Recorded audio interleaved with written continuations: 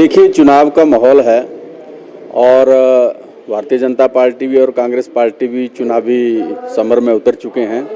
ऐसे में दोनों तरफ से जो हैं वो एक दूसरे के जो बातें हैं वो की जाती हैं और इसी संदर्भ में माननीय मुख्यमंत्री जी ने भी जो है भाजपा के ऊपर जो है वो कटाक्ष किया है और उसमें भारतीय जनता पार्टी को जब सच्चाई मुख्यमंत्री जी ने कही तो उनको कहीं ना कहीं वो बात चुभी और वो तिलमिलाए और ऐसे तिलमिलाट में वो ऐसे मुख्यमंत्री जी के ऊपर आरोप लगा रहे हैं, जबकि मुख्यमंत्री जी ने स्पष्ट कहा है कि जो घटनाक्रम इस प्रदेश के अंदर पिछले दिनों में हुआ है उसमें खरीदो फरोख्त की जो शंका है वो 100% है।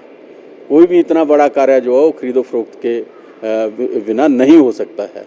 तो वही बात मुख्यमंत्री जी ने कही है और इसमें भी अगर विपक्ष को लगता है कि वो पाक साफ हैं, उनका दामन साफ है, तो वो कोर्ट में जा सकते हैं, इसमें कोई दो राय नहीं है। सुरेश जी, अगर बात की जाए, इंडिपेंडेंट भी लगातार ये मांग कर रहे हैं कि उनका इस्तीफा नहीं लिया जा रहा है, तो कहीं ना कहीं कांग्रेस वेंटिलेटर पे है और कांग्रेस में कहीं डर, हार को लेकर डर बना हुआ, इसलिए वो इस्तीफा नहीं स्वीकार कर रहे हैं। तो आपका क्या मानना है? क्योंकि जहाँ तक 3 निर्दलीय विधायकों के इस्तीफे की बात है, हालांकि आवश्यकता नहीं थी निर्दलीय जो विधायक हैं उनको इस्तीफा देने की, क्योंकि वो पहले से ही निर्दलीय हैं। वो किसी भी दल में जो हैं वो बाहर से अपना समर्थन दे सकते थे, जैसा उन्होंने पहले कांग्रेस को दिया था। तो कांग्रेस से उनका समर्थन वापस हुआ, जो उन्होंने वोट जो था वो भारतीय जनता पार्टी के उम्मीदवार को डाल दिया, तो वो फिर अपना जो भारी समर्थन है वो भाजपा को वैसे भी दे सकते थे। लेकिन उससे भी आगे बढ़ते हुए वो बिना वजह से जो 6 विधायक भारतीय जनता पार्टी ने हमारे तोड़े, उनके साथ 1 महीने तक अलग अलग जगहों में घूमते रहे। कभी वो पंचकुला में रहे, कभी वो ऋषिकेश में चले गए, कभी वो हरिद्वार में चले गए और कभी वो गुड़गांव में आ गए। तो उनका कोई ऐसे भागने का औचित्य नहीं था, उनको कोई उनके पीछे पड़ा नहीं था। तो जब इस घटनाक्रम का पटाक्षेप हुआ तो उन्होंने भी भारतीय जनता पार्टी की सदस्यता ग्रहण कर ली उन 6 विधायकों के साथ जो कांग्रेस को छोड़ के गए थे। तो इससे साफ जाहिर होता है कि कहीं ना कहीं इन लोगों की जो मंशा है वो भी अलग थी। ऐसे में उन्होंने अपना त्यागपत्र जो है वो माननीय अध्यक्ष विधानसभा को दिया है। अब विधानसभा अध्यक्ष जो है उसका निरीक्षण कर रहे हैं, जो भी कानून है उसके दायरे में वो उसका विश्लेषण कर रहे हैं और जो सही होगा वो उसको करेंगे।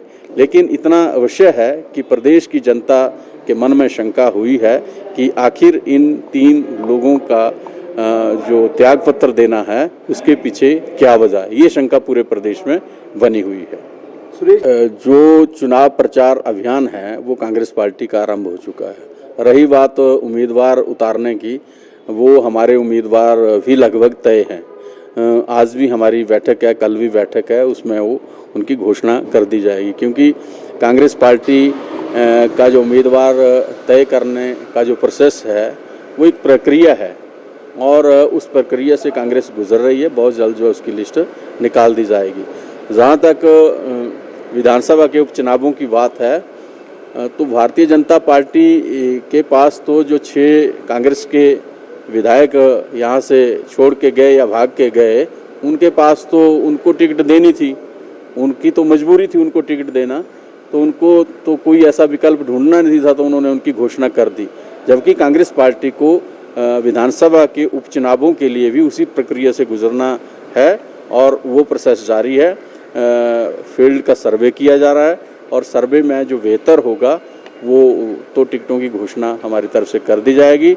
और इतना ज़रूर है कि प्रदेश की जनता अब ठाकुर सुखविंदर सिंह सुक्खू जी को और मजबूत करना चाहती है। जो घटनाक्रम पीछे हुआ उसको देखते हुए ये 6 की 6 सीटें जो हैं प्रदेश की जनता कांग्रेस पार्टी की झोली में डालना चाहती है, ये बात निश्चित है।